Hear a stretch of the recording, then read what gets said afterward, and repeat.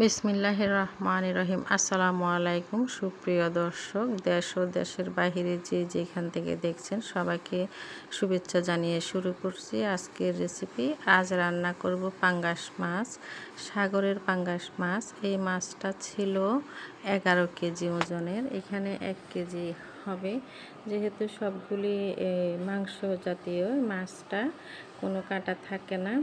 আমি বাটা মশলা দিয়ে মাখিয়ে রান্না করব। হলুদ, লবণ, মরিচ, রসুন বাটা, জিরা বাটা, মরিচ বাটা, আমি একটু আদা বাটাও দিয়েছি। ইদানিং আমি প্রায় মাছের সাথে আদা বাটা খাই, কারণ হলো এখন তো সব কিছুতে একটু ফরমালিন থাকে, বিষক্রিয়া, সেজন্য এই আদাটা ব্যবহার করি। সব কিছু দিয়ে মাখিয়ে আমি একটু সামান্য পানি দিব, হাত ধুয়ে সামান্য পানি দিয়ে। পেঁয়াজ আমি ব্যবহার করিনি, পেঁয়াজ টমেটো যখন চুলায় বসাবো তখন দিব। দিয়ে এভাবে মেখে আমি প্রায় আধা ঘন্টা রেখে দিব। অন্যান্য কাজ সেরে তা আবার চুলায় বসিয়ে দিব।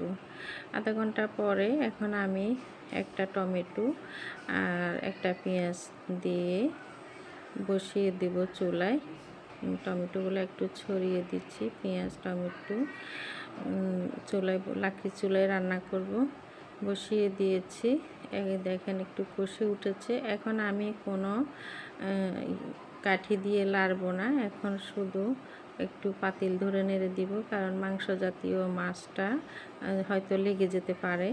আর এই সময়ে মাছটা বেশি নরম হয়ে যাবে যখন আগুনের হিট লেগে উঠবে তখন।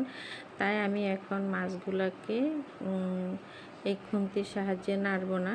যখন একটু মাছগুলা কষে পুরোটাই টকবগিয়ে উঠবে, পাতিলের সবগুলি মাছ একসাথে, এরপরে দিলে তখন মাছটা ভাঙবে না, কারণ বড় মাছ। এটা মাংস যখন কষিয়ে উঠবে পরিপূর্ণভাবে তখন এই মাছগুলা মাংসর মতো শক্ত হয়ে যাবে, তখন নাড়লে আর কিছু হবে না, মাছগুলা ভাঙবে না। দেখেন এখন যদি আমি খুন্তি দিয়ে নাড়ি তাহলে মাছগুলা আর ভাঙবে না।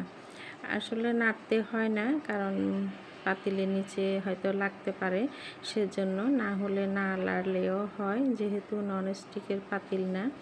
ননস্টিকের পাতিল হলে তাহলে খুন্তি দিয়ে বা কাঠি দিয়ে নাড়তে হবে না। একটু নেড়ে নেড়ে আবার ঢেকে দিব। আমি এই মাছটা প্রায় 1 ঘন্টা সময় লাগিয়ে আঁচ কমিয়ে রান্না করব। দেখেন রান্নার সময় কত রকমের সমস্যা হয়ে থাকে। এখন আমি একটু বেশ কিছু পানি দিয়ে অনেকক্ষণ চুলায় রেখে দিব। মোটামুটি হয়ে গিয়েছে মাছগুলা রান্না। আর এই মাছটা আমি একটু ঝোল ঝোল করে রান্না করেছি। হয়ে গিয়েছে ফাইনালি রান্না। দেখেন কতটা সুন্দর হয়েছে, খুব সুন্দর গ্রান আসতেছে, খেতে ভীষণ মজা হয়েছে। এই মাছটা একেবারে মাংসর মতো।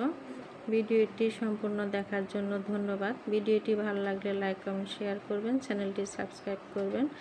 ভালো থাকবেন, আল্লাহ হাফেজ।